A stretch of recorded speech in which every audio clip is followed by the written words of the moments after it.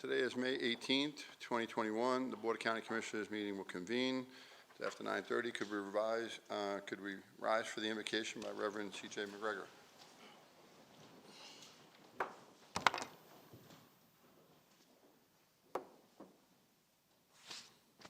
Is he here? I don't know. Reverend here?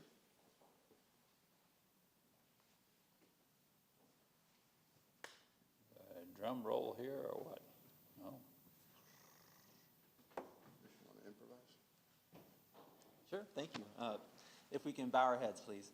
Heavenly Father, we just come this morning before you to do work on behalf of the people that you've given us a chance to serve. Father, we just pray that you'll bless us with wisdom, with discernment, and God, we pray that you would bless Lee County. We thank you for all the things that you've done for us to help us get through this last year and a half, and we just pray for a safe summer, that the water would be good, and that we wouldn't see any catastrophic storms. And it's in your Son's name we pray. Amen. Amen. Place the flag, please. I Pledge allegiance to the flag of the United States of America and to the republic for which it stands, one nation, under God, indivisible, with liberty and justice for all. Thanks, Commissioner, for pitching. Thank you, Mr. Chairman. Next, we have some ceremonial presentations, one by Commissioner Pendergrass, one by Commissioner Mann, and then one by myself. Mr. Pendergrass. Good one. Thank you, Chairman. If I could, Animal Services come forward. We have some special guests here today, Karen and Pablo from Animal Services. And we have a very cute puppy here. It's looking for a good home. She's 4 years old, and we have a lot of good things going on this month in Animal Services. Karen, if you give us an update, what's going on? I think we've got some special summer programs coming up. Yep, good morning. This is Harper. She's our 4-year-old lab pit mix, and she came to us about 3 weeks ago, and like I was telling you, she was paralyzed when she came to us. She had botulism from eating a dead lizard, so don't let your pets eat dead lizards. As you can see, she is healed, ready for adoption. She's doing great. Her adoption fee is $30 this month during our May I Have This Dance. Our prom king and queen, which are featured, are waived fees during this month, so come on by. We have lots of dogs and cats and bunnies right now available for adoption. A lot of bunnies from Easter. We have 6 bunnies right now, $5 to adopt a bunny at our place right now. And tomorrow is Check the Chip Day, so 9 to 12. You can come and have your microchip scanned on your pet, make sure all your information is up to date. It is hurricane season, very important to make sure all your information is up to date should you be separated during an emergency from your pet. And if you do not have a microchip, you can take advantage of that and get a $10 chip put in your pet. So that's 9 to 12 tomorrow at our place. If anybody's watching, she's a really good dog. We had her in the office earlier, and she's Great. really well behaved and really a sweet dog, so it gets makes along it a with good home. Dogs, cats, kids, county managers, directors. You adopt him, please. Well, thank you for the update, and good luck, and hopefully get all the animals adopted soon. Thank you. Thank you, Pablo. Thank you very much. Thank you. That's great. Commissioner Mann, you want to follow? Thank you, Mr. Chairman. Linda Welch, are you here with us this morning? Linda Welch. I'm sorry she's not here, but wait, are you the other guy? Are you James? No, I'm here on behalf of James. Well, why don't you come up here and I'm sorry Linda couldn't be here. I know it was her intention to be here. Yes, it was. On behalf of the United States Coast Guard Auxiliary Flotilla 9-4, and that's who Locks. you're representing. Franklin Locks, yes. At the, located at the Franklin Locks. This is a resolution dealing with boating safety, and everybody's in favor of boating safety. Ms. Welch, I'm sorry she can't be with us right now. She was here to accept in a very personal way this resolution. She herself lost her son in a boating accident back in 1997.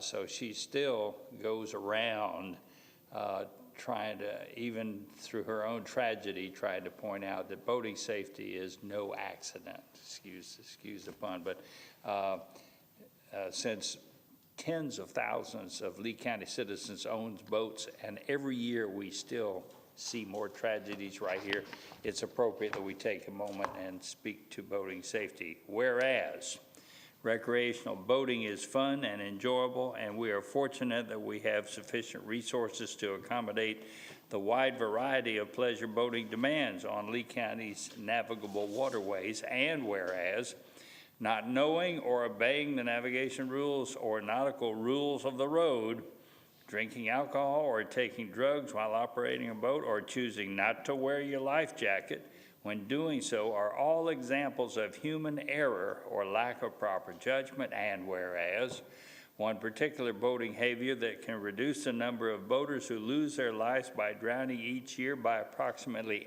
80% is simply the wearing of life jackets. And whereas on average 700 people die each year in boating-related accidents in the U.S., and approximately 70% of these fatalities are caused by drowning. And whereas state of Florida has become #1 in boating fatalities nationwide, and whereas if people are aware of the risk, they are likely to take the precautionary measures to protect themselves, their friends, and their families. And whereas we must continue to spread the message of boating safety, not only during National Safe Boating Week, but also throughout the entire year. Now, therefore, be it resolved that the Board of County Commissioners of Lee County, Florida joins Flotilla 94, Franklin Lock U.S. Coast Guard Auxiliary in support of the goals of National Safe Boating Week in Lee County,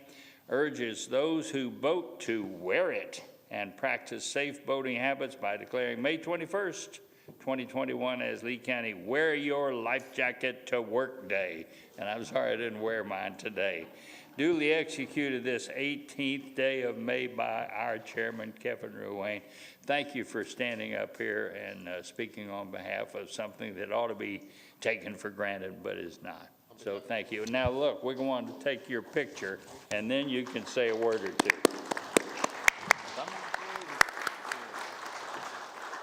Here, hold this. Turn around and pretend you're happy. Yeah.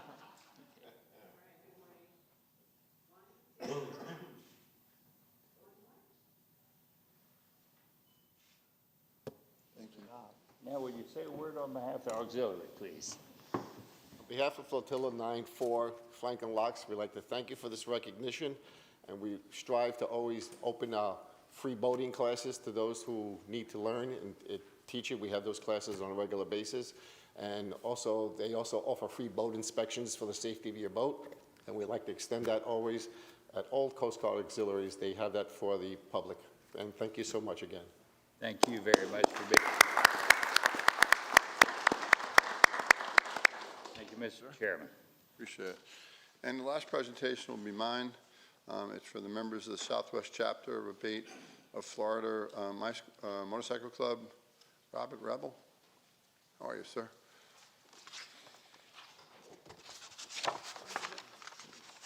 Good morning, Mr. Chairman. Good morning, Commissioners. Thank you so very much for having us here this morning. My pleasure. I'll read the resolution. Like you saw, you'll take a photo snap with us, and then you'll say a few words. How's that? Yes. I appreciate all you're doing for motorcycle awareness and safety. I really do appreciate that. Thank you. You're welcome, sir. Thank you. Whereas motorcycle riding in the Sunshine State is considered to be some of the best in the nation because of our climate and scenery. In Florida, most motorcycle riding is an energy-efficient form of transportation, increasing the use for commuting, touring, and recreation. And whereas more than 1.2 million drivers in Florida have a motorcycle, endorsement on the Florida driver's license. And whereas thousands of visitors come here from the northern states in the winter months to ride on the roads to enjoy our beautiful weather and scenery. And whereas finding show a greater need for public awareness due to the increased number of motorcycles on the street and highways of Florida. And all motorists should be vigilant in their efforts to share the road and ensure safety for everyone. And whereas Motorcycle Safety Awareness Month is intended to encourage other motor vehicle operators to share roadways, be cautious, check twice for a motorcycle. Now, therefore, it's resolved by the Board of County Commissioners in Lee County, Florida, hereby proclaim that May 2021 shall be designated the month of motorcycle safety awareness in Lee County, and urges all motor residents to heighten their awareness for motorcycles. I signed this on the 18th of 2021. Kevin Rowan is your chairman. Thank you. Want to come up for a photo?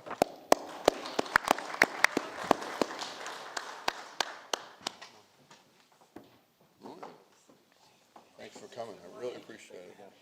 Thank you, sir. Appreciate it. My pleasure. Thank you.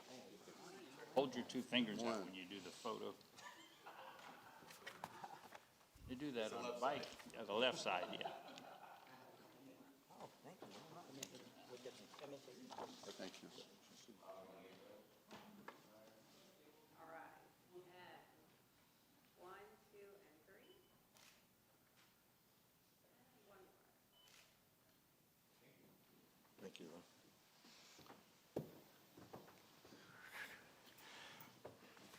Mr. Chairman and Commissioners, thank you again for having us here. We brought you our current newsletter and a brochure of the MSAP program, which we proudly present in our high schools to our driver education program. Of course, the past few years, because of obvious reasons, we have not been able to get into our high school students. We hope that we can get that resolved quickly so we can start presenting that program to them. We have noticed that our MSP program produces safer drivers in the state, and we're very proud of that organization. So if I may take a moment and introduce the members of our chapter and our executive board, if I may. Our Sergeant at Arms, Mike Gloss, his lovely wife, membership Becky Gloss, our treasurer and retired Marine Gunnery Sergeant Richard King, and myself, Rob Rebell, president of the chapter. Thank you again for having us. I'd like to thank you for all you're doing for promoting awareness and obviously keeping our roads safe. Thank you very much. Appreciate it. We appreciate your hard work to our county and to our great state. Thank you. Thank you.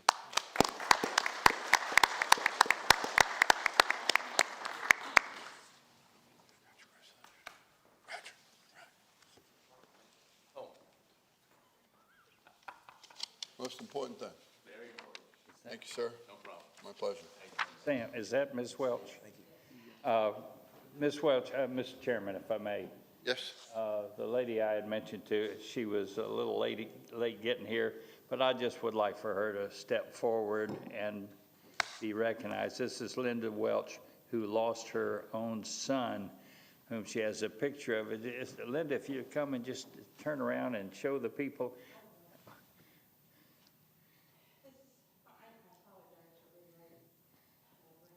This is my son Blake.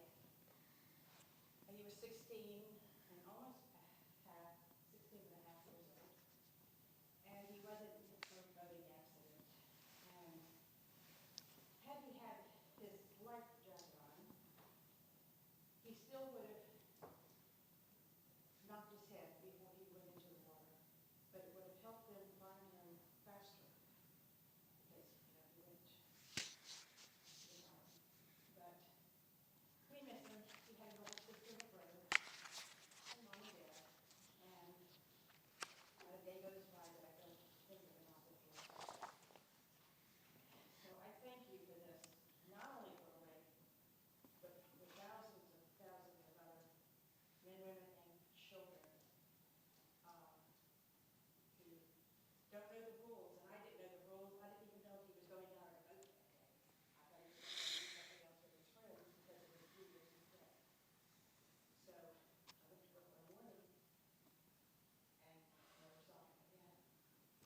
So I do thank you for this proclamation, what it stands for. And I thank everyone that was part of it today. Linda, thank you. We want to take a picture with you if we can, please, right here. Thank you for coming. Thank you for coming. And I know that's not an easy little speech to make. Now turn around and show the picture. We get your boy in here.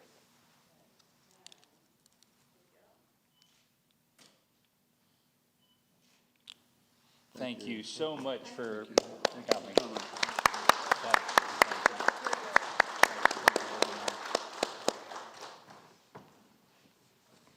Thank you, Mr. Chairman. My pleasure. Thank you once again. Now we'll go on to the recap. On the recap, under Commissioner items, Commissioner Wayne, Board Liaison Responsibilities. Under Commissioner Hammond, Bob James Triage Center. under the county manager, support letter for specific appropriations for $2.175 million for Ortiz Avenue project, an update on the American Rescue Plan, and vaccination testing sites updates. With that in mind, we'll move over to the consent agenda. Are there any items that any of the members of the board would like to pull? None. None. Motion to approve the balance of the items? We have a motion on the floor. I'll second it. I have a second. Any public comment?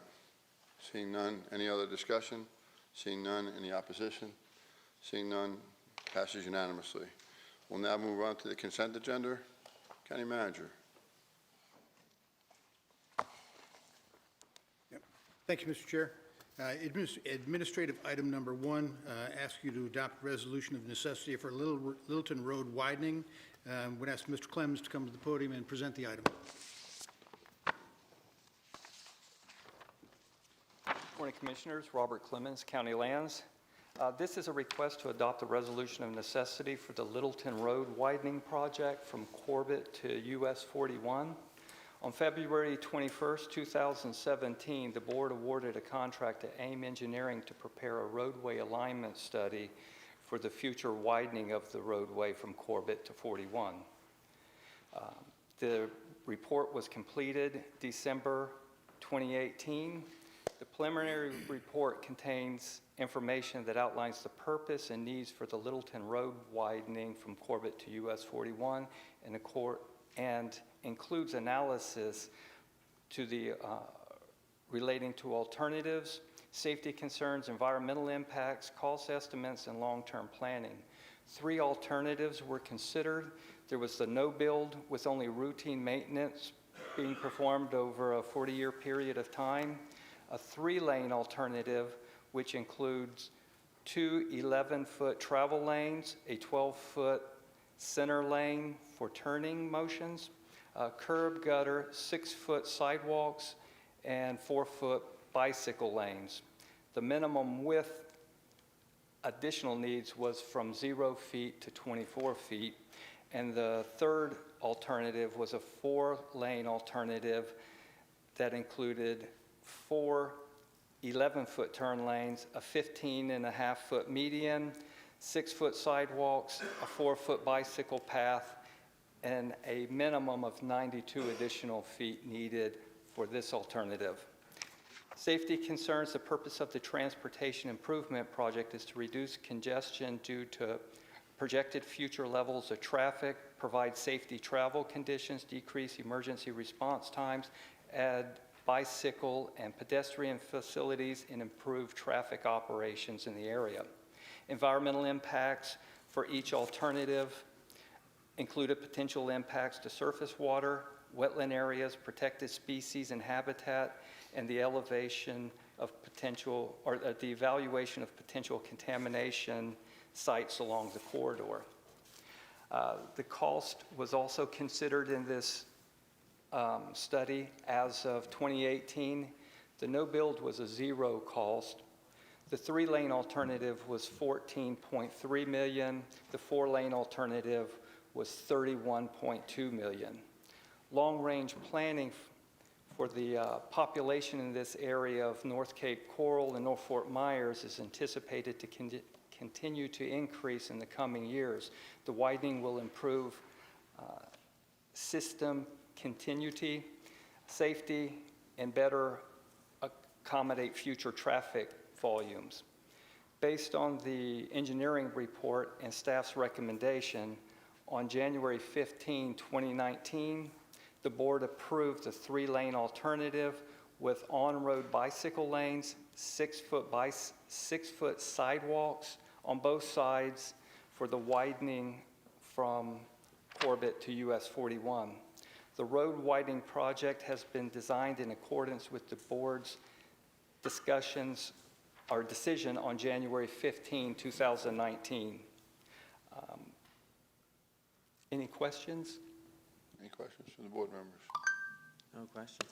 Mr. Chairman, if I may, I'd like to move approval of the motion as requested by staff. I'll second that. We have a motion, a second on the floor. Any public comment? Seeing none, any discussion? There was somebody, comment. Sorry, come on up, sir. Didn't see you. Apologize. Good morning. John Micah. I'd like to compliment the gentleman that gave that presentation. Seems like it is within the confines of Florida Statute 335-199 for what it takes to design and approve a project before the board in unincorporated Lee County. I would like to know if there's a listing of other projects where I could see those same type of review for other projects within unincorporated Lee County. This is a public comment portion. This isn't a question and answer. I apologize. Okay. All right, so my public comment, thank you, Mr. Chair. My public comment is I'm here to try and remedy on some other state projects that didn't have the same type of review, and it's going to pose a threat for the public safety and welfare of the public. Thank you for hearing me. I appreciate it. Any other public comment? Seeing none, any other discussion? Any opposition? Motion carries unanimously. Item number 2.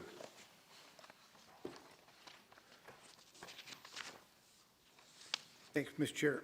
Item number 2 is accepting Home American Rescue Plan funds and approve amendments to the annual action plans.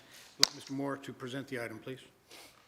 Good morning, Commissioners. Administrative item number 2 comes from Human and Veteran Services. It seeks approval to amend Lee County's 2019 and 2020 annual HUD action plans.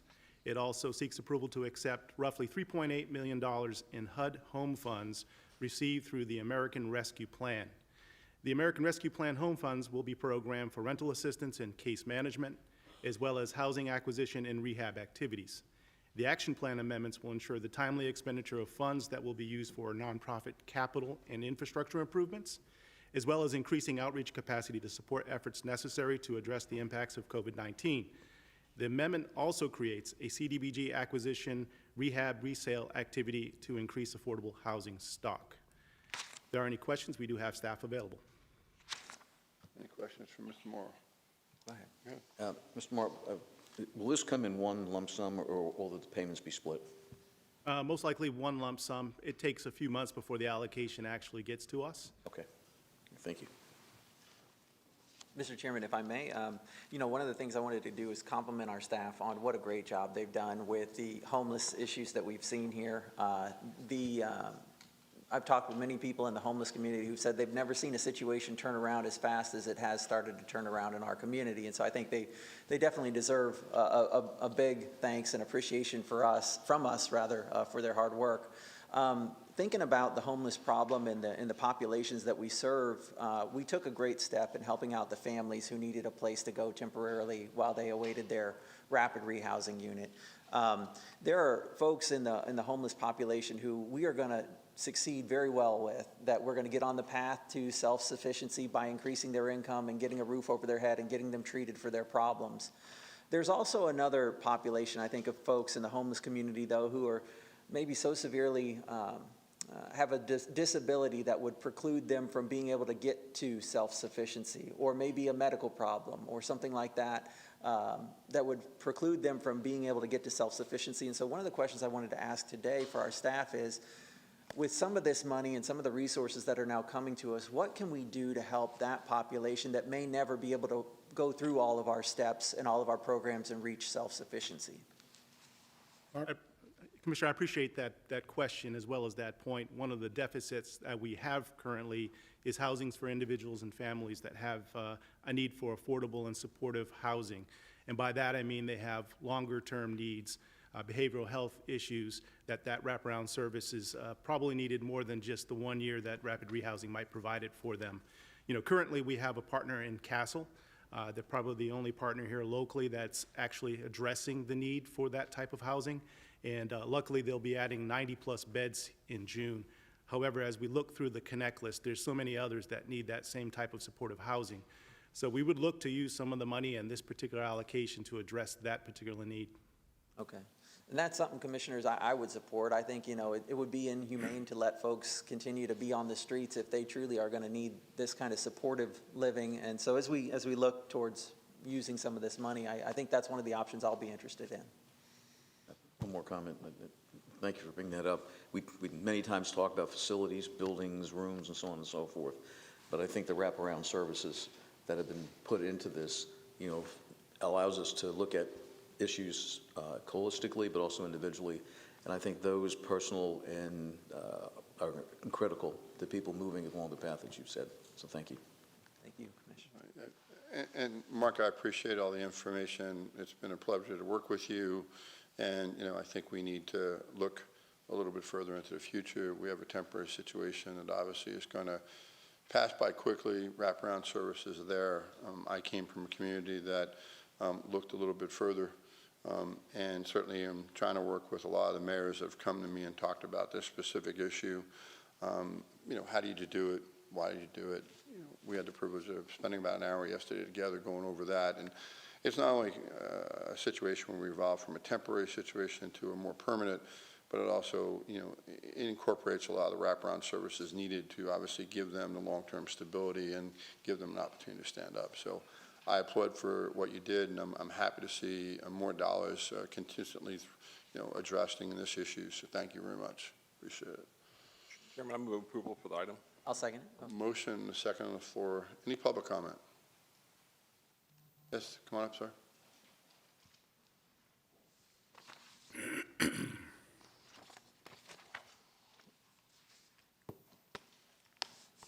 think it's great that we're talking about this, and we need the population. There is quite a few people with disabilities out there, Mr. Hammond. I being one of them, with post-traumatic stress and seizure disorder and memory loss, that kind of thing. But we need to work together, and a castle is not the only solution. You need people to know that they are valued, and that I noticed some housing, and I don't know who owns it. It's on Marsh. It's all those little duplexes that are joined on Marsh in Michigan. I don't know, they've been there since the 60s or 70s.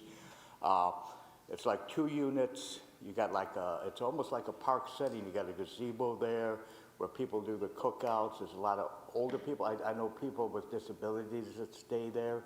And they take the bus places, so they're living a normal life, okay?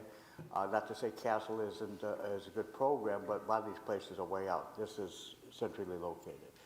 And Lois Healy, that's with the program that you guys have talked about, the old trailer site, some of these buildings. I understand from some of the people that Habitat is going to be rehabbing some housing. I don't know how true that is. I hope it is.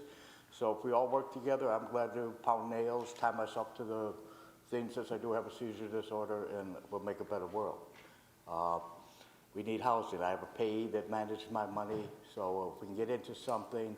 I met a lady that has cancer. She's on the street. That should not be in America. So let's work together. Let's get all the resources so everybody knows what's going on, and then we have something. Thank you. Your comments. Any other public comment? Seeing none, any other discussion? I have a motion, second on the floor. Seeing none, any opposition? Seeing none, motion carries unanimously. Thank you. Item number 3. Thank you, Mr. Chair. Administrative item number 3, we are seeking your approval for an agreement with Florida Gulf Coast University for Water Quality and Treatment Research Project. Mr. Ottolini, please present the item. Good morning, Commissioners. Roland Ottolini, Natural Resources. This is a request for approval of a contract with Florida Gulf Coast University to conduct a study out at the BOMA site in Glades County. It's $180,000. It's fully funded from Florida Department of Environmental Protection. It's to add on to the Mesocosm study out there, evaluating different technologies to reduce nitrogen in the Waxahachie River. We're using 6 of the Mesocosm sites that the South Florida Water Management District placed out there. This study basically looks at improving the efficiency that they did through the study that South Florida Water Management District conducted using sand filtration and UV technology. I'll move approval of the item, Mr. Chairman. I'll second it. Mr. Chairman. Yes, sir. Just to compliment Mr. Ottolini and his crack staff for pursuing this. this grew from the $10 million contribution from Lee County to the Water Management District a decade ago. Now, government doesn't work very fast, but we finally got to it. And it's because of the persistence of our natural resources people and recognition of how important water quality is. And this is a component that has finally come together, so thank you guys very much. Thank you. Any other commissioner comments? Any public comment? Seeing none. Any other questions? Any opposition? Motion carries unanimously. Thank you. Item number 4. Thank you, Mr. Chair. Item number 4, seeking your approval for a resolution requesting West Coast Inland Navigation District funding for fiscal year 21-22. Mr. Cavallini? Morning, yes, Roland Ottolini, Natural Resources. This is our annual request to West Coast Inland Navigational District. This is done through a resolution for $1.6 million. There's a series of projects. It's fitting for a safe boating week because a good portion of this is for boating education and safety. A good portion is also for marine law enforcement. Then also this fund also goes towards navigational improvements in Lee County, such as repairing aids to navigation, derelict vessel removal, channel improvements, dredging, the like. So pretty comprehensive list of projects. It's evaluated through your Waterways Advisory Committee before bringing to this board. I'll move approval, Mr. Chairman. I'll second it. We have a motion and a second on the floor. Any discussion at the commission level? Any public comment? Seeing none. Close public comment. Any opposition? Seeing none. Motion carries unanimously. Thank you. That'll certainly conclude our administrative agenda. We'll now move on to our public hearings.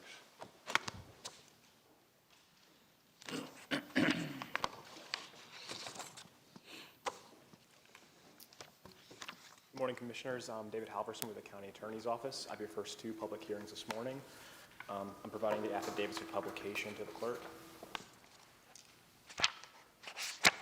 Item number 1 today is a petition to vacate the public's interest in an unimproved public utility easement lying along the common lot line between Lot 9 and Lot 15 for the platted lots at 104 East Jersey Road and Lehigh Acres.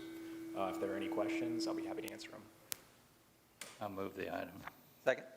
Motion and second on the floor. Any discussion at the commission level? Any public comment? Seeing none. Any opposition? Motion carries unanimously. Thank you.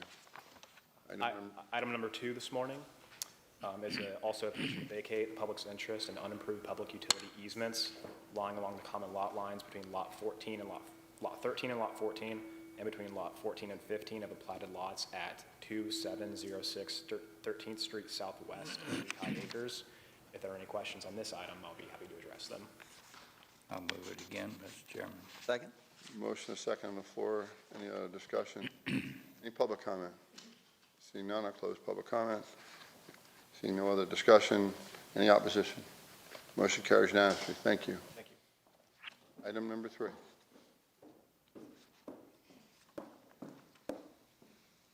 Good morning, Commissioners. Good morning. Amanda Swindle at the Lee County Attorney's Office. I have your 3rd public hearing this morning. This is a hearing to move forward a package of amendments to the Land Development Code. These are cleanup type amendments that reduce redundancies within the Land Development Code, correct cross-references, and better align the code with recent changes to Florida statutes. This package was approved by our Citizen Advisory Committee, and staff would ask that you move this package to a 2nd public hearing to be held on June 1st at 5:00 p.m. If you have any questions, staff is available. One question, were there any objections? Was it the LPA that listened to these? The LPA did hear this, so did the Land Development Advisory Committee and the Executive Regulatory Oversight Committee, and there were no objections on either of the committees. I move the item. Second. A motion and second on the floor. Any discussion at the commission level? Any public comment? Seeing none, close public comment. Any opposition? Seeing none, motion carries unanimously. Thank you very much. Item number 4. Good morning, Commissioners. Joe Adams with the County Attorney's Office. I have the affidavit of publication for your clerk. This is a resolution designating Alico Road from Ben Hill Griffin Parkway to the future interconnection with State Road 82 as a controlled access roadway. Adoption of this requires a supermajority vote of the board, and the second public hearing is June 1st, 2021 at 5 o'clock p.m. If there's any questions, we'd be happy to answer them. Any questions on this item? I move the item. Second? A motion and a second on the floor. Any discussion? Any public comment?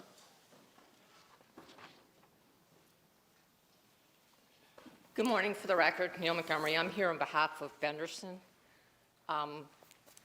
Benderson owned property that abuts Ben Hill and goes all the way over to Hall Road. And I want to say thank you to the staff for having several discussions with us on the access. You all graciously approved the commercial and industrial zoning on the property, and they are in discussion to bring the favorite grocer to the property, and they want to ensure sufficient access. We're only here to talk about two turning movements after there was a lot of discussion with Rob Price and Steve Jansen, and we appreciate their efforts. As you know, there's only one favorite grocer, there's only one grocer south of the airport and east of 75, and Wild Blue and Center Place and Miramar are all developing, and that grocer does not have sufficient capacity. So there's a letter, I think, that you were provided from Pulte, who's the developer within Wild Blue, that would like to see the grocer in this site with sufficient access. The one thing that they need for the grocer is they want to write in, not a write out, just a write in addition to the full median cut to ensure people can safely get into the property, and they need a left out. And as you know, given the fact that Lennar, Pulte, Stock, Taylor Morrison, and Miramar are all developing, in order to keep traffic on that side of the interstate to not have to go through interchanges and into the more heavily traveled part of South County, sufficient access is important. So those discussions are ongoing, and some of you I know that Wild Blue is now connected up to Alico Road. So those trips will be coming from the east to the west, which is why that right-in into the retail center is going to be important. And there is a lot of access, but what you have to remember again is that distance from Ben Hill to Hall Road. And one of the things that's important from a traffic safety standpoint is to keep the retail trips separate from the industrial trips. We want to try to make sure that those semi-trucks do not have to merge or conflict with the residential vehicle retail trips. And I'm not the transportation expert, but Chris Hatton will be following me since I only have 18 seconds, and he's right there.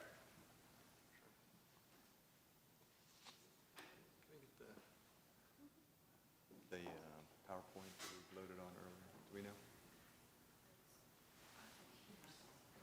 Okay. There we go. Yep, that's it. All right.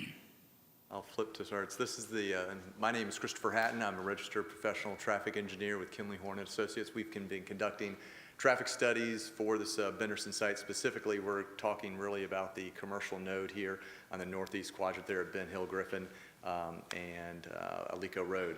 Specifically, what we want to focus on, and I'll use my pointer here, is two access points that we are focused on, as Ms. Montgomery had mentioned just a little bit earlier, which was related to convenient access for the grocery anchor development.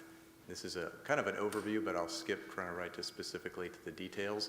This is the right end that Ms. Montgomery spoke to, which is basically located immediately east of Ben Hill Griffin Road, and then as well as the left out, which is located at 99 Station plus 80, which is a little bit to the east.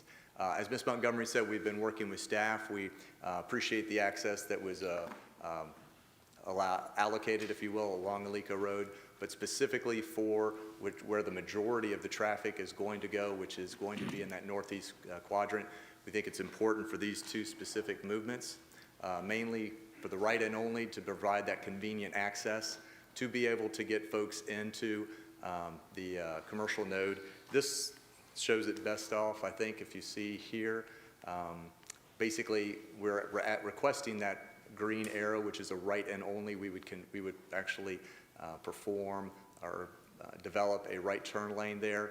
If a vehicle is going basically westbound, sees either the out parcels or the grocery anchor, they would actually not be able to get in that basically quarter-mile frontage. They would actually have to go to the Ben Hill Griffin intersection, potentially stop at the intersection. There's no longer a right turn lane there, and then actually have to go travel about 3/10 of a mile to go into the shopping center. So basically no net impact there to the road, Alico Road, by having a right and only and providing a more convenient access, and in this case, providing a way to allow traffic to get in there and not necessarily impact the Ben Hill Griffin and Alico intersection.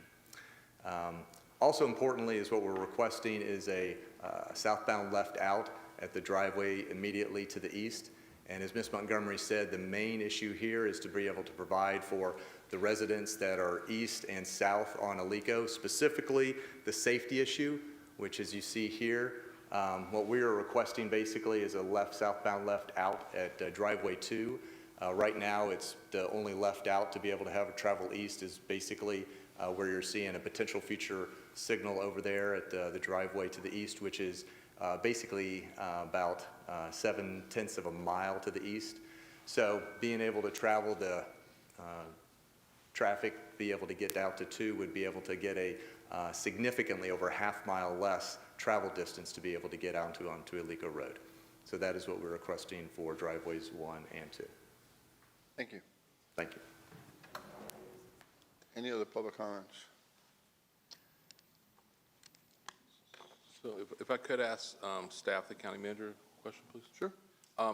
Who from staff would want to respond to the public comments that has the questions about this? Mr. Searchy.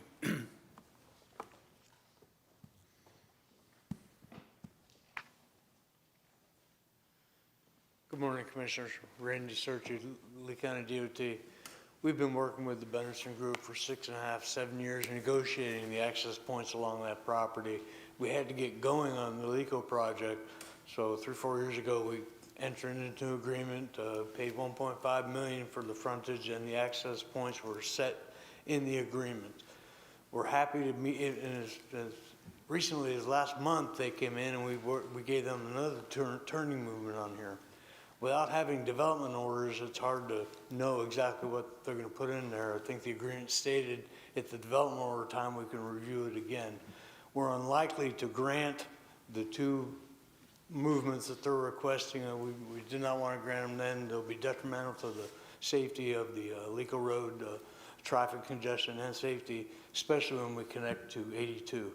But again, we'll be happy to meet with them further. But I want to tell you, it's unlikely we'll change our mind on those 2 points. Randy, I understand the safety concerns. I know the area really well, but what I'm concerned about is currently on Alico Road on the west side between the interstate and Alico Road by Gulf Coast Town Center, it's not convenient, I guess, if you say for a driver. If you come out of Gulf Coast Town Center, you have to think ahead. You can't go out on Alico because we can't make a U-turn, so you have to go all the way down tree line, make a U-turn and come back if you want to get back on the interstate, or you have to go out on the Gulf Coast. If you're leaving Gulf Coast Town Center now, you cannot get out to Alico unless you go out to Ben Hill Griffin first. So it creates more of a traffic nightmare. I see residents, I see visitors. It's obviously a popular spot for the highway patrol to sit there at the intersection because people constantly make that U-turn. We're supposed to, because there's no access on Alico to get to the different venues. And I was concerned about this because we don't want people driving an extra mile around the project to get in and out of the stores or the shopping. So I can understand their concerns, but I also understand our concerns for safety. I think the intersections can be built with safety measures in place. So the left out they're asking for, would it be a turn lane in the middle of the road there? Yeah, we'll have to make that a full median opening. It would end up having to be signalized, and there's no road to the south of that location. There's no access into Wild Blue at that location. Right, but if you wanted to go east, though, leaving this area, to go back to Wild Blue or some other, just east on Alico, currently the way they're showing it, you would have to go around the industrial area, back around to the farther point where there'd be a traffic signal, correct? Correct. mean, so could the intersection be built the way they're asking, be safe for the residents based upon their own self-responsibilities, not to pull out in front of oncoming traffic, though? Could be again, but there more than likely have to be a signal there, which is going to add to the traffic congestion along Alico at that point. So if it was a traffic signal there, who would be liable to pay for that? Would it be the developer within this project then? It would have to be a developer signal. So they would have to do that to provide the traffic signal if that was required to be there? Correct. I have a question. This is the first time I saw this, so I'm trying to catch up a little bit. Would it have made any difference in this whole plan if the right in was to the easternmost and the left out was towards the western far? Basically flipped the 2 points. Right-hand turn requested is too close to Ben Hill Griffin. There's no right-hand turn lane on Ben Hill Griffin, so if they put a right decel at that location requested, folks are getting that right decel thinking they might be turning on Ben Hill Griffin. It's just too close there. It's not a good location. Thank you. Would it be 600 feet, though? No more than, it cannot be within 600 feet of the intersection, basically, right? The entrance in and out. Correct.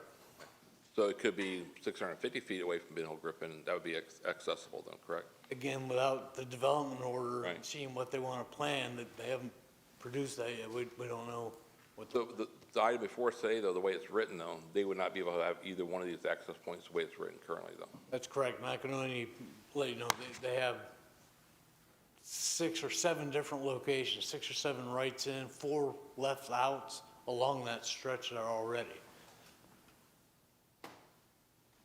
They have that many now? Pardon me? Did they have that many now? They have that many in the agreement, yes.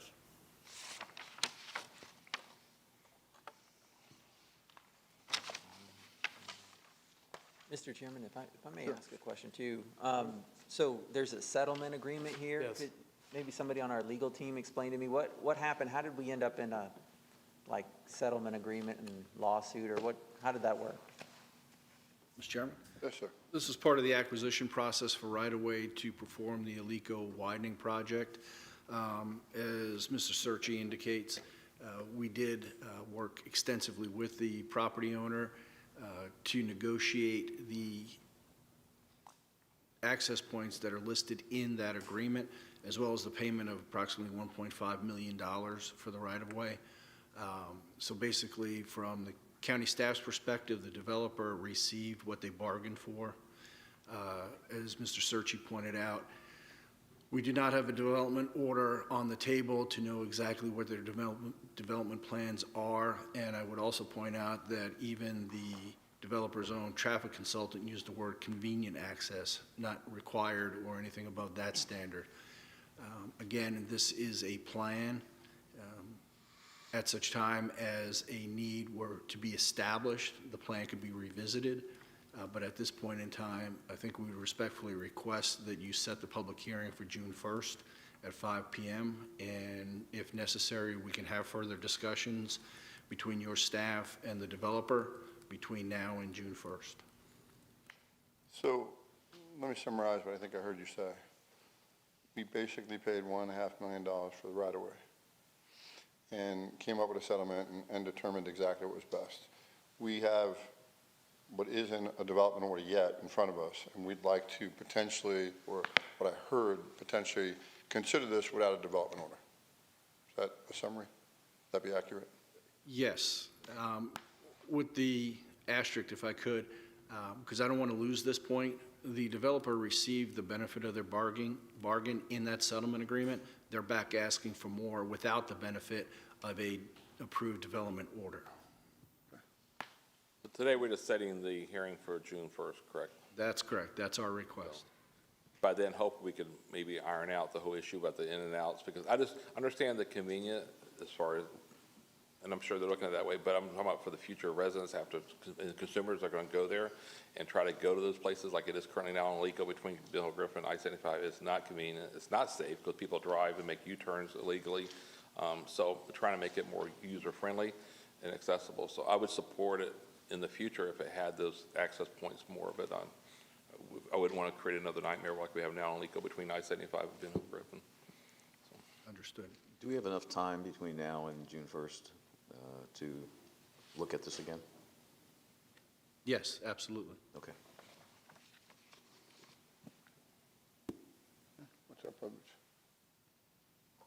Well, I'll go ahead and move to set the public hearing for June 1st at 5 o'clock. Is that what you requested? I'll move that motion as requested by our attorney.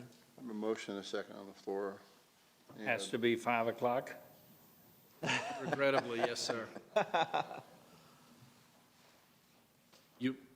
If it makes you feel any better, you'll be here anyway for the previous application, so. Oh, I feel a lot better, thank you. Here to help. Any other commission comment? Any other public comment?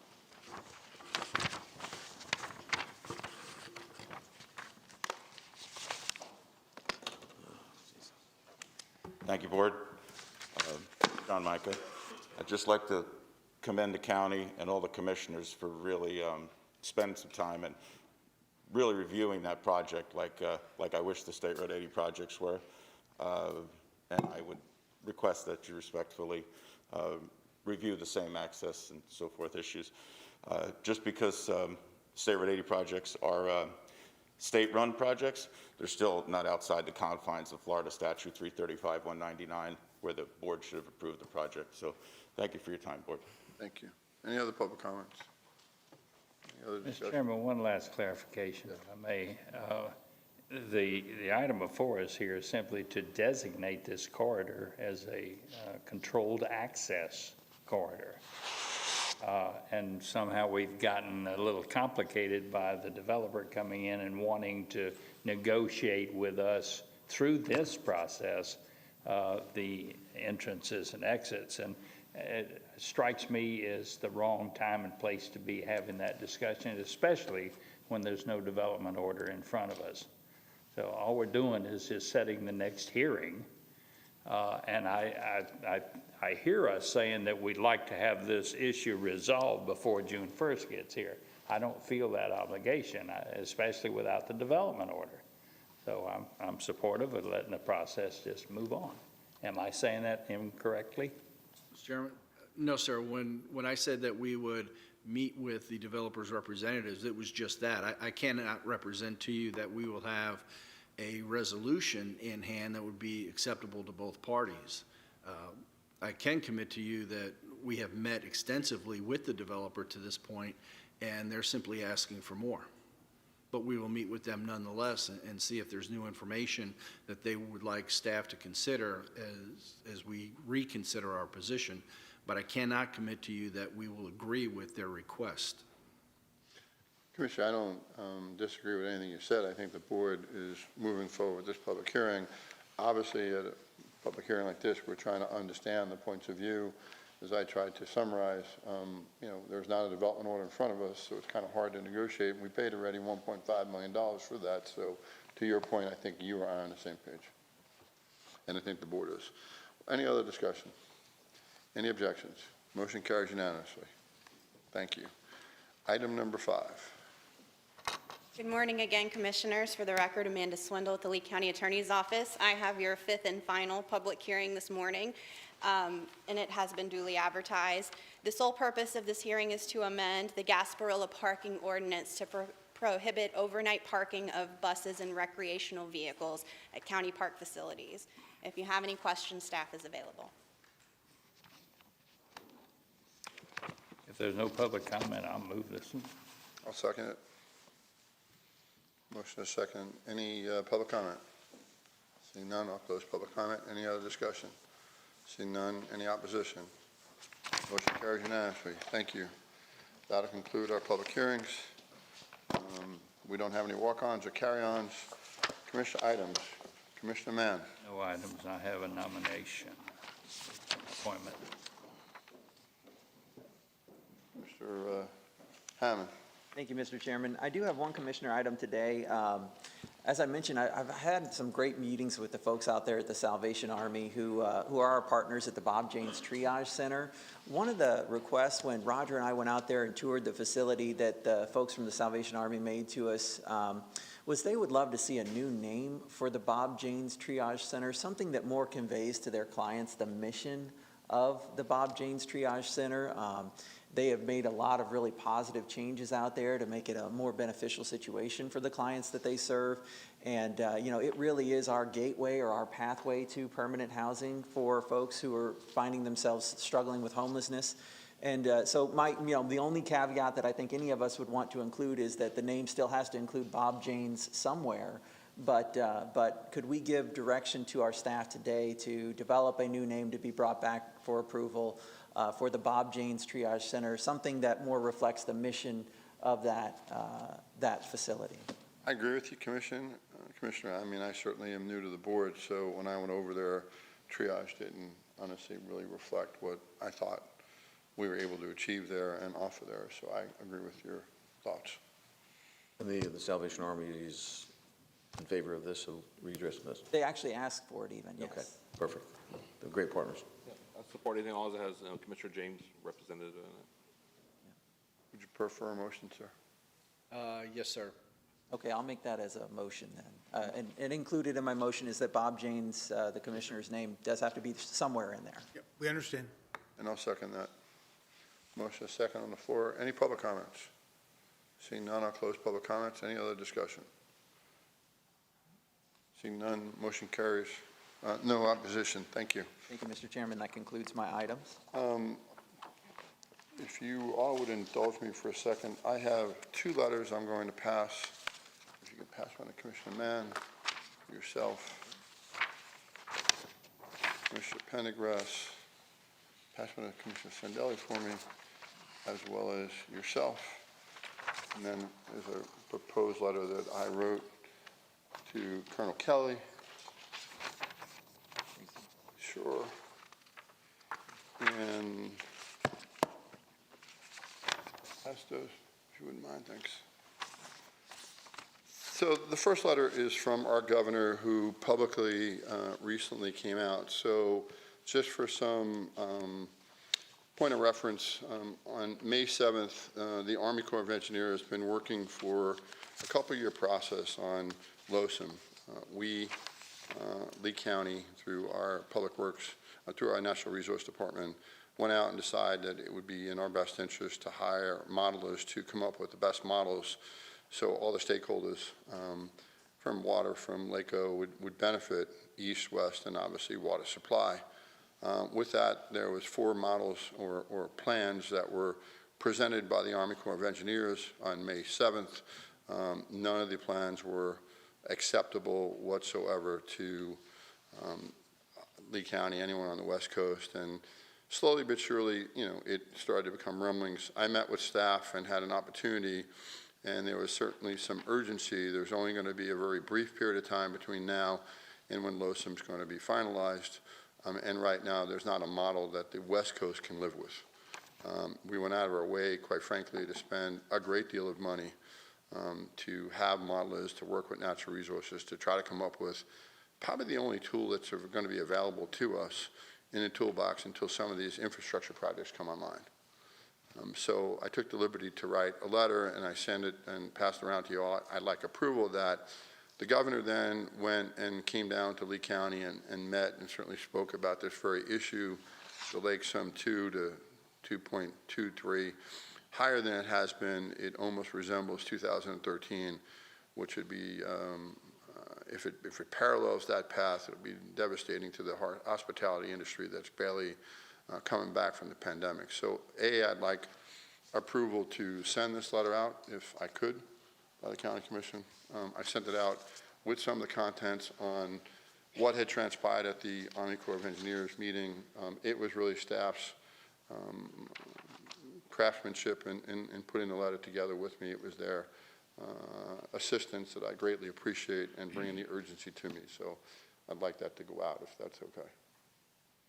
Could I just ask and make certain I understand? I think I read your letter. Thank you very much. I think it strikes me as more than appropriate, but the point you're making is that the proposals they're entertaining right now do not go far enough in protecting this coast and the Caloosahatchee River and what is coming down there, and they need to tighten that up. A little more direct. The 4 plans they have would be devastating to the West Coast. Okay, Devastating. even more so. Okay, Correct. thank And you. there's not a consideration of a balanced approach, and that's what it's supposed to be.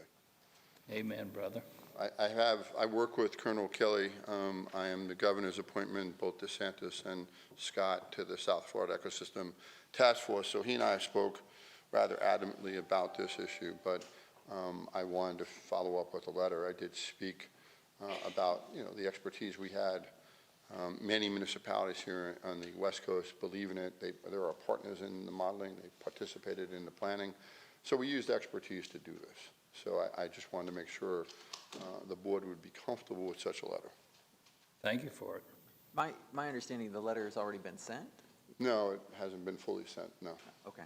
I support what you've written in here, and I got a chance to talk with our consultant and our staff about the project development team meeting that was held on May 7th, and everything you said is 100% accurate. I mean, they proposed models that are definitely not good for us. And unfortunately, it appears that we've reached a point where the Army Corps of Engineers and the Water Management District both look at Lee County as just simply a revenue source and a place to put their dirty water, and that's it. It doesn't seem like they have Lee County's best interest in mind at all. And so I think the tone of your letter was definitely a different tone than the county has taken over the last several years. We've tried to be more cooperative with the Corps and the Water Management District, so the tone has changed in this letter, but I think it is time for that shift in tone. I believe that the Water Management District was very instrumental in making sure that our big Cypress Basin bill did not pass this legislative session and was not successful. Again, I think it's because they wanted the revenue from our taxpayers to support a system that does not benefit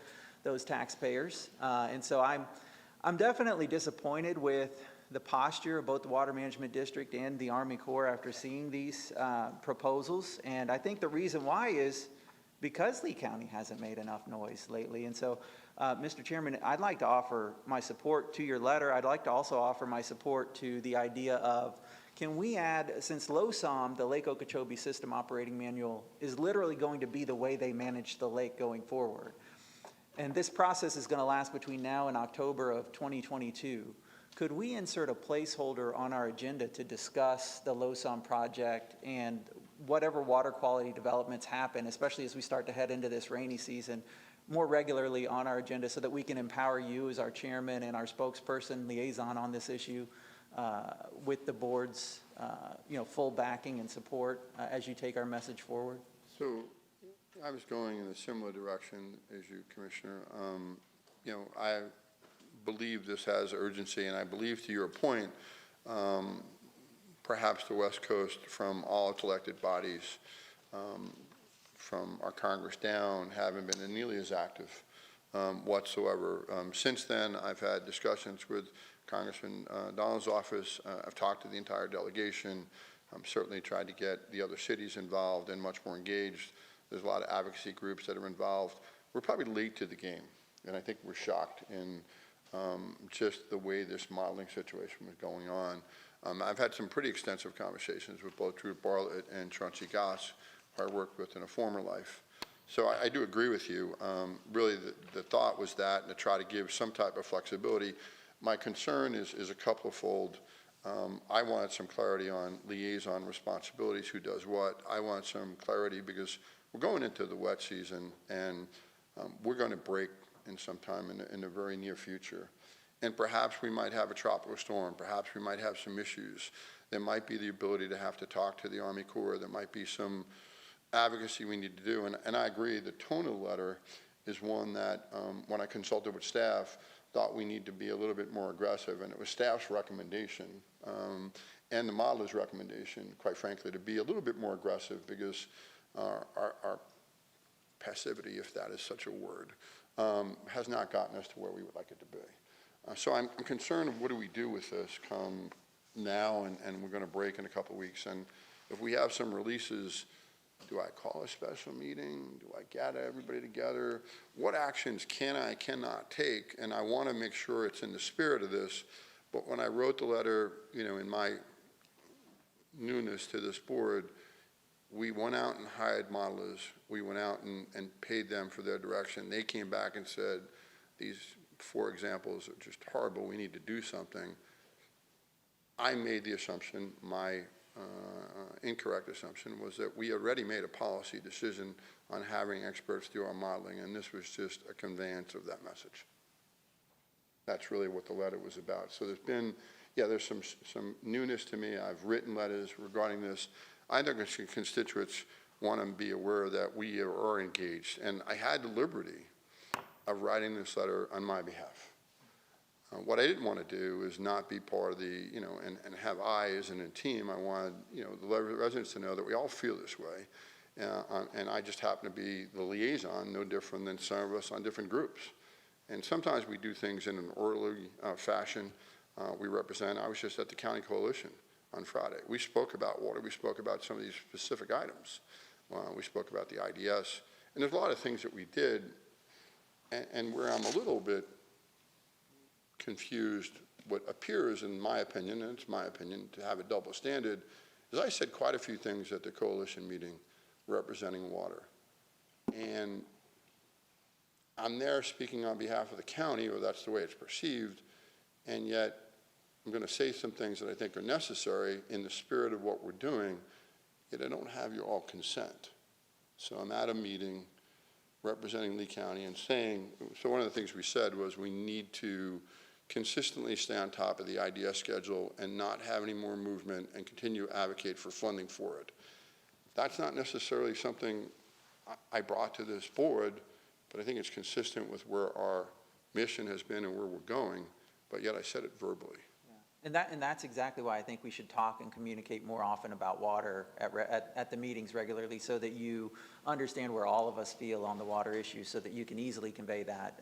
And, you know, I agree, there are definitely times when I see things that are more formal than I think they needed to be. For instance, we may be asking for, you know, approval to support a letter for a specific appropriation on the Ortez Avenue project, something that was already requested by us, something that was already in our legislative packet. Now we're going to ask again for approval from the board to sign a letter for support. Like, it's pretty clear the board has given direction previously. I'm taking things back up to the 40,000 foot level.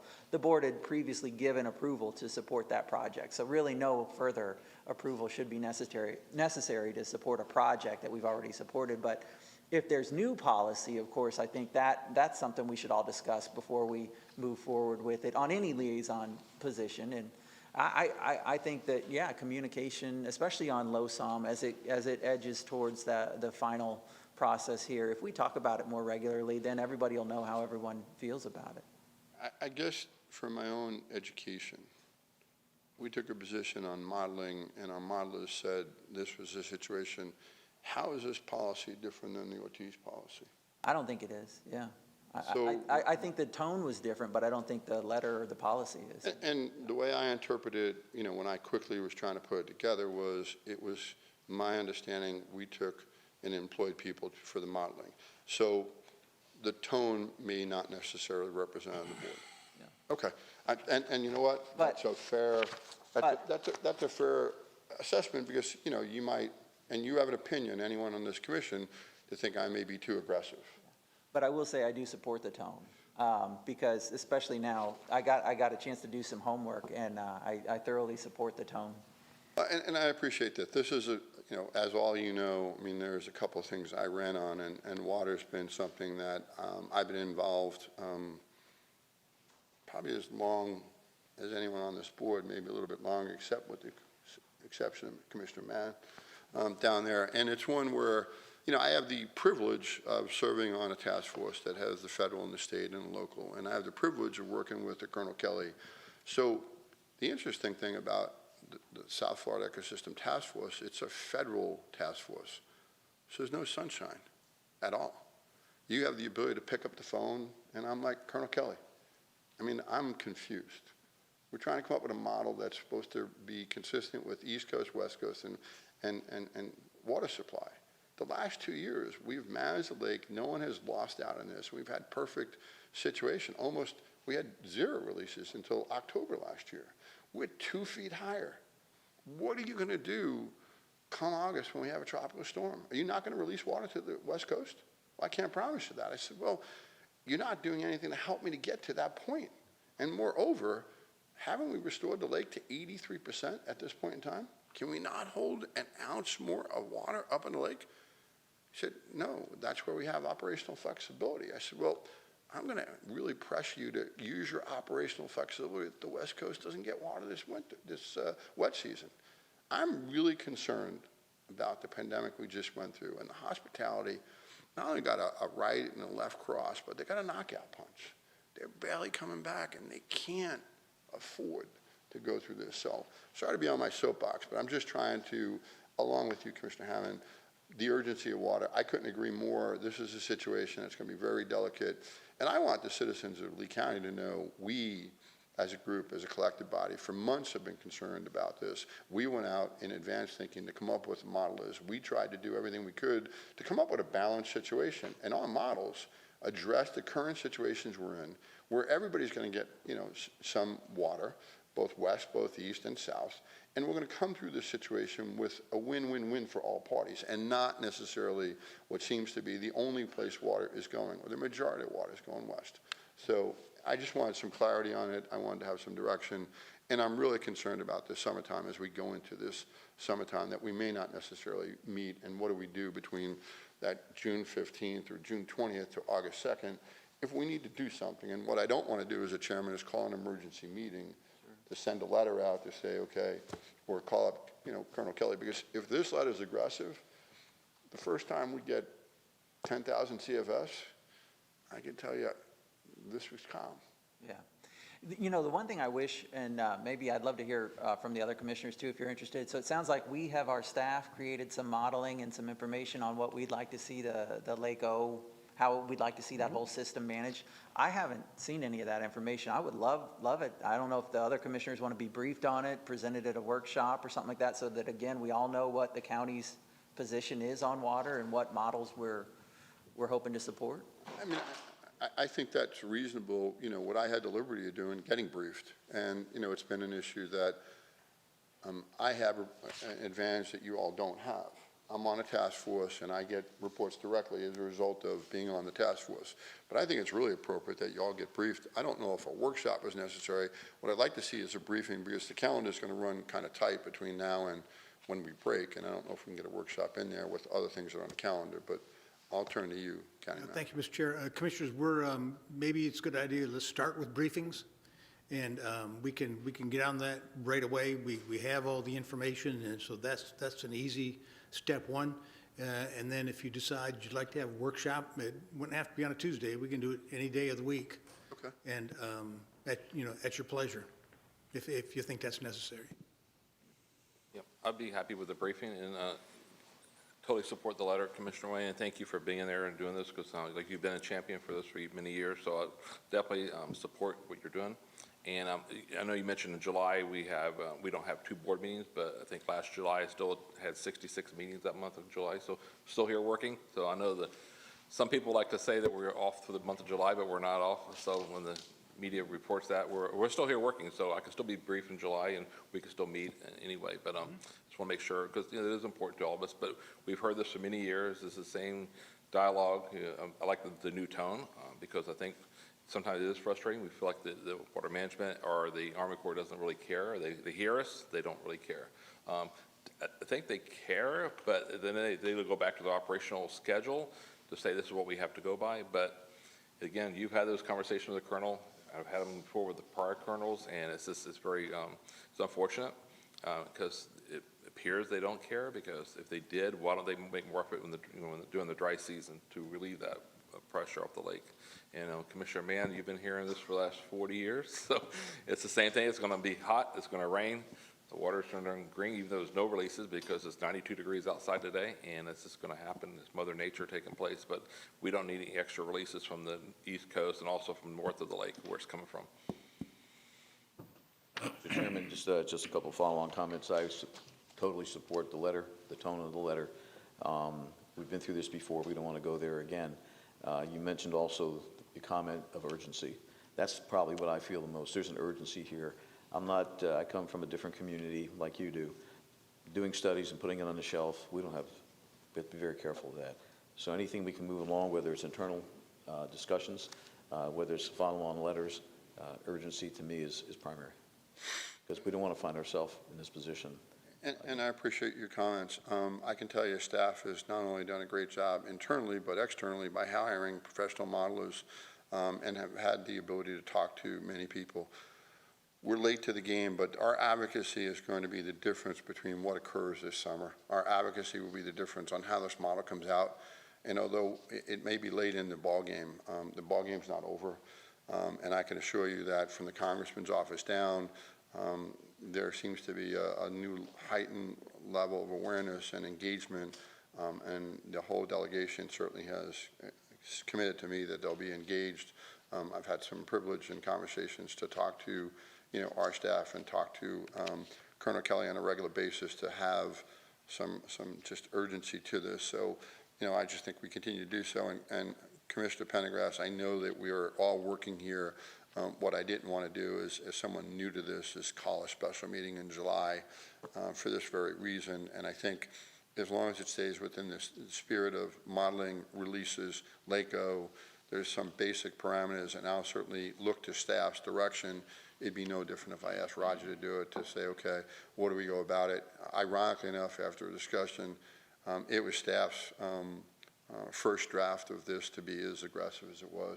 And that might have been mimicked from my frustration. I don't know, but they wrote the letter, and I said it was perfect. But I appreciate the conversation. It really is helpful, especially as I'm relatively new to it. That's my only other commissioner item. I appreciate the discussion. I appreciate the direction we've taken. Commissioner Pendergrass. I have no items as appointment when you're ready for that. Commissioner Sandelli. Just a couple of appointments. Commissioner Mann, you have any appointments? I do. One. To the Eagle Technical Committee, this is a reappointment, Laura Greeno. Second? Second. Motion and a second on the floor. Any public comment? Seeing none. Any opposition? Seeing none. Motion carries unanimously.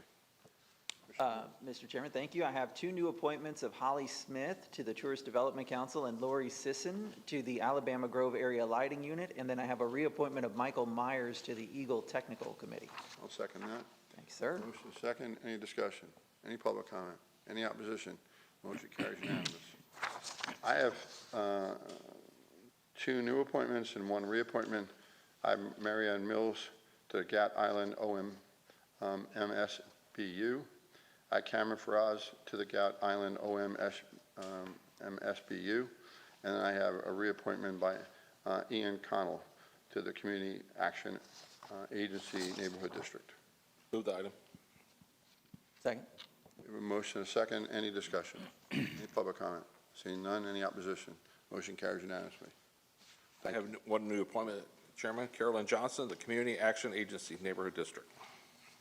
Second. Motion second. Any public comment? Seeing none. Any opposition? Seeing none. Motion carries unanimously. Mr. Mr. Sandell. Chairman, I have two reappointments. One's Janet Woodward to the Parks and Rec Services, and Melody Nevers for the Sheltering Pines Mobile Home Village Improvement, and a new appointment, Michael Biancella, for the Anchorage Waterway Coastal MSBU. Second that. Motion is second. Any public comment? Seeing none. Any other discussion? Seeing none. Any opposition? Motion carries unanimously. That'll conclude Commissioner appointments. County Manager items. Thank you, Mr. Chair. I have three items for you today. The first one, we're asking your permission to actually have the chair sign a letter goes to the governor in support of a direct appropriation from the legislators this year of $2.175 million for the Ortez Avenue project. Since you had following your previous discussion, I don't think we probably need much more than what I've just said. Great. Right.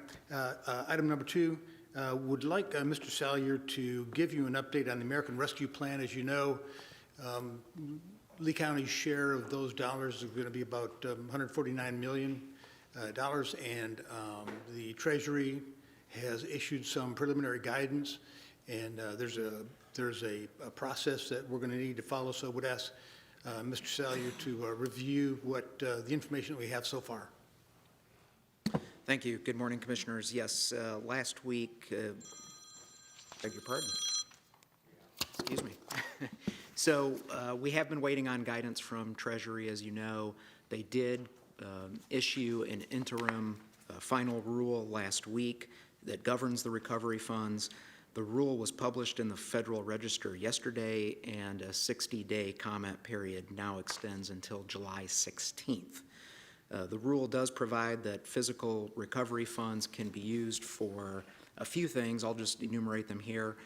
Support public health expenditures, address negative economic impacts caused by the pandemic, replace lost public sector revenue, provide premium pay to essential workers, and invest in water, sewer, and broadband infrastructure. Now, each of these categories does contain certain nuanced interpretations and explicit exclusions, but I would just say, broadly speaking, that except for the infrastructure category, the rule requires that the funding uses directly address a negative impact of the pandemic. Now, Lee County's request for the fiscal recovery funds has been submitted through Treasury's web portal, and we expect it will be approved this week. One half of the recovery funds, or approximately $75 million, should be sent to the county shortly thereafter, and we would expect to receive the second installment of the recovery funds approximately 12 months later. So we'll get it in two equal tranches. Now, fortunately, unlike with the CARES Act, we've got a significant runway ahead of us for use of these monies. We have until December 31st, 2024 to obligate the funds, and until December 31st, 2026 to actually expend those obligated funds. So given this, we've assembled an internal working group consisting of numerous department directors and subject matter experts relevant to the allowable spending categories.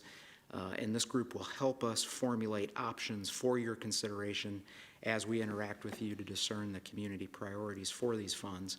We would anticipate this would be a similar exercise to what we did for the Coronavirus Relief Fund under the CARES Act, albeit with both more planning and implementation time.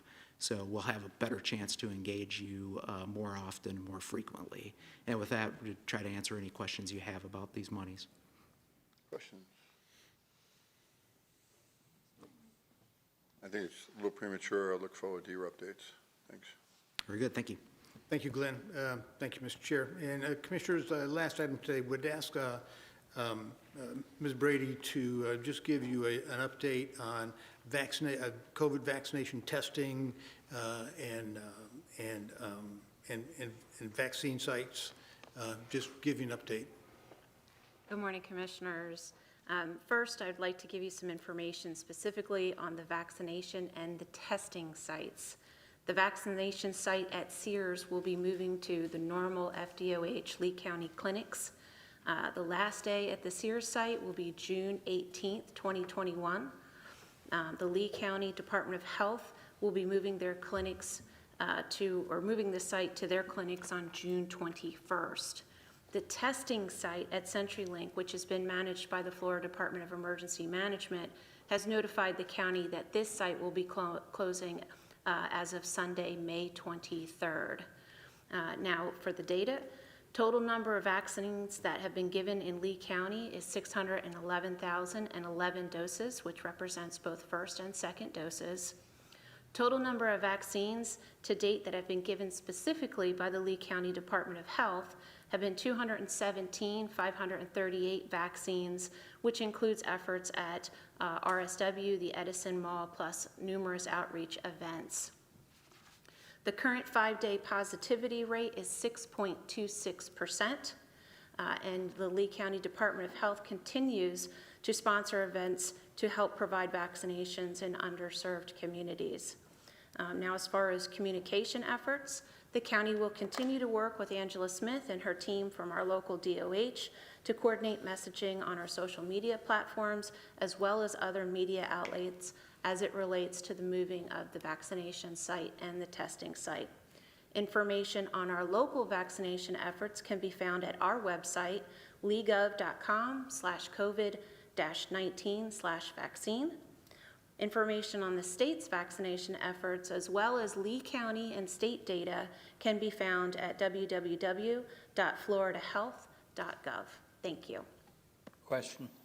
So did I hear you right? You said in Lee County, we've given about 600,000 or over that many shots? Yes, sir. Am I right on our population is pushing 800,000? That is correct, but I do want to note that that 611,000 is both first and second doses. All the better. So what that represents is about 346,355 people total with first and second. Oh, okay, That okay. would be about 46% of the population. That's where I was headed, because at 600 out of 800, I said, wow, that's pretty good. 80, 40, I mean, 70 or 80%, but it's really just under 50%. Yes, sir. Nationwide, as we're watching the mass discussion every night on the TV, there's also the stories that are saying the number of people coming forth to continue to get shots are down substantially. Are we experiencing that here in Lee County? Are we ever going to get to 60 or 70%? These numbers I hear related to the so-called herd immunity at the rate we're going now. We are seeing a decrease in the number of people who are coming through the vaccination site, but I will say that there's many places that are coming online and have been online to provide vaccines. So there are a number of people who are receiving them in other private businesses, CVS, the pharmacies, their physicians, the hospital. So Numbers that we might not be picking up. we do, all of the shots get registered through the state. So regardless of where you get the shot is registered. But if I may, when you look at our 65-plus population, 82% of our population has been vaccinated. When you look at the age group of 60 to 64, 67% of our population has been vaccinated. And that is equal or greater to what the state numbers are. I don't suppose there's anything we can do as a policymaking board here to encourage those who have not come forward. Can we keep waving the flag or say free Coca-Cola with every shot? Or, Just to follow up, Commissioner, first, Director, thank you very much. Come a long way in 6 months.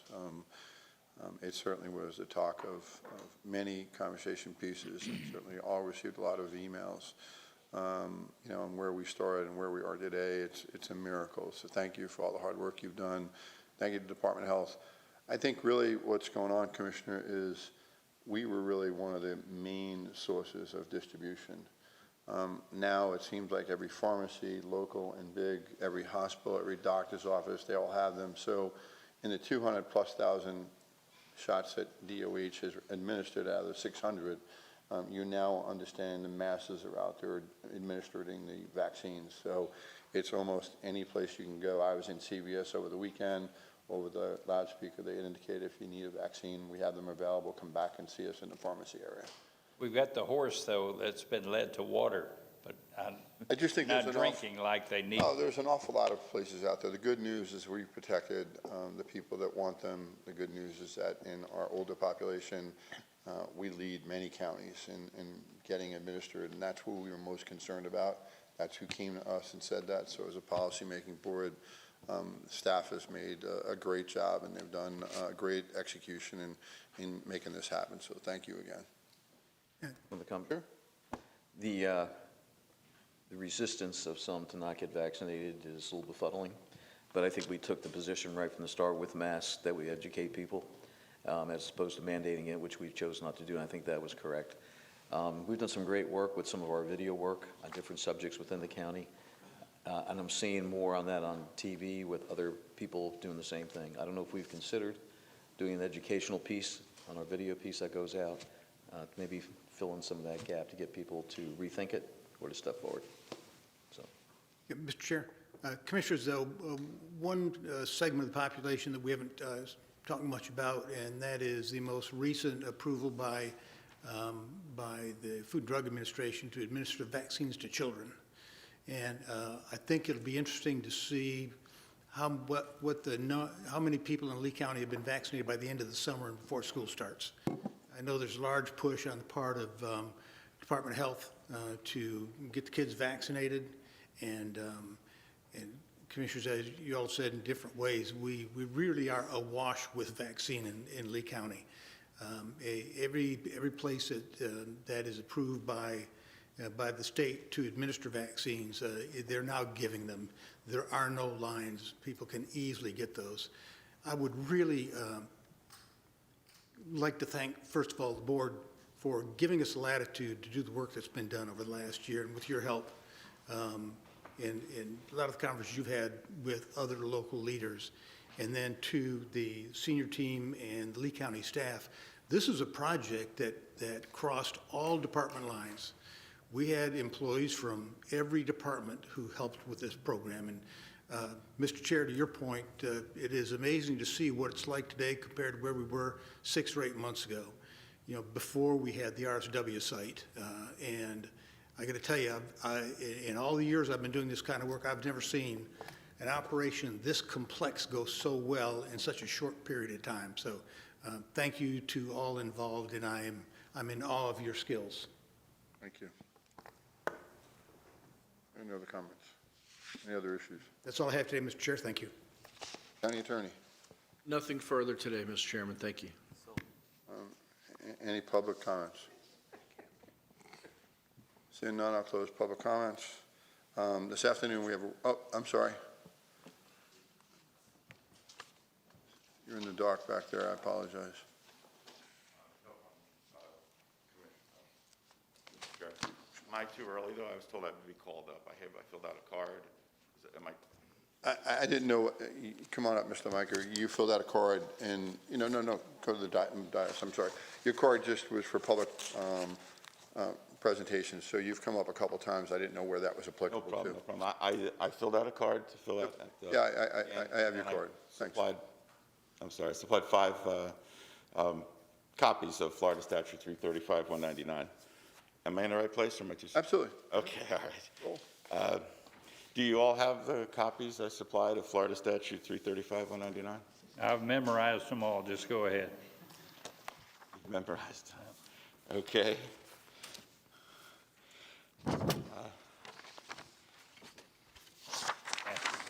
I'd like to bring urgent attention to 2 projects that the public will be totally blindsided by. I believe the projects will adversely impact the health, safety, and welfare of the public, as well as have adverse impacts on traffic flows and the economy.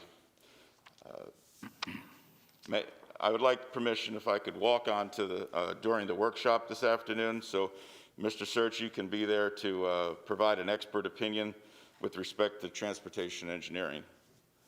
Can't accommodate that. Excuse me, Mr. Chair? I can't accommodate that. Okay, thank you.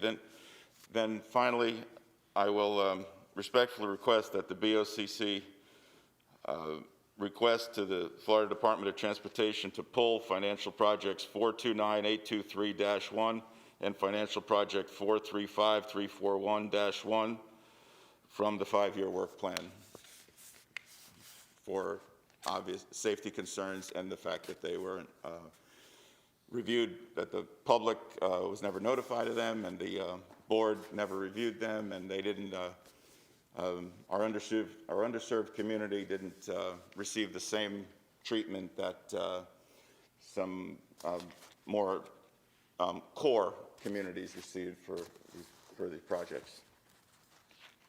Thank you. Thank you for your comments. Any other public comments? Come on up, ma'am.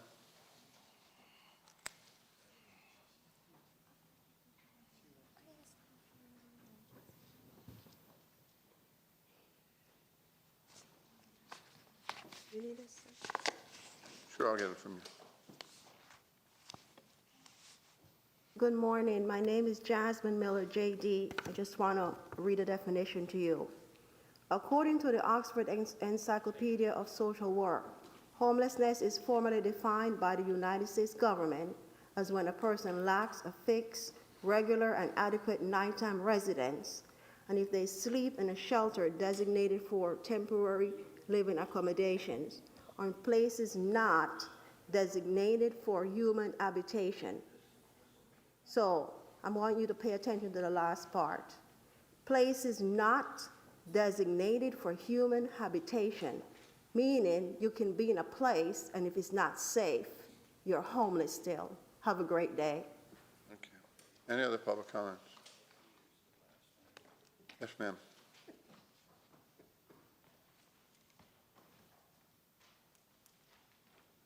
Good morning. My name is Kelly Apfel. I'm here today from Midwest Food Bank.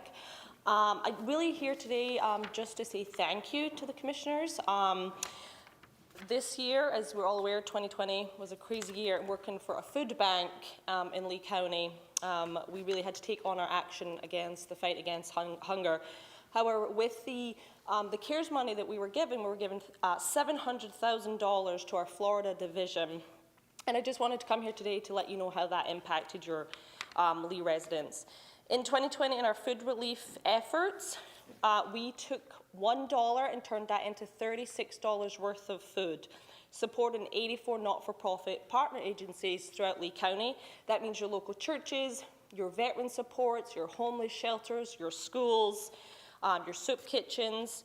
And with that money in Lee County, we were able to distribute and donate over 4 million meals to Lee County residents, feeding over 60,000 people each month.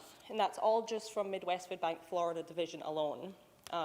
This also includes several Lee County school efforts, and with our Hope Packs, where we feed children a nutritious meal every weekend for the entire school year. And with that program alone, we feed 1,000 Lee County school children in that program alone. In 2020, Midwest Food Bank Florida rescued and donated over $52 million worth of food, and 49% of that was donated specifically to Lee County alone. So just wanted to come here today just to say thank you to you guys and the commissioners in Lee County and all the supporters for Midwest Food Bank Florida, and for trusting our model of distribution and our dedication to our mission of food and disaster relief, and to just always keep us in mind when you're looking for a partner to work with. A lot of other things, we're always kind of there to be a useful resource. So thank you. Thank you. Thank you, Kelly. Any other public comments? Yes, sir.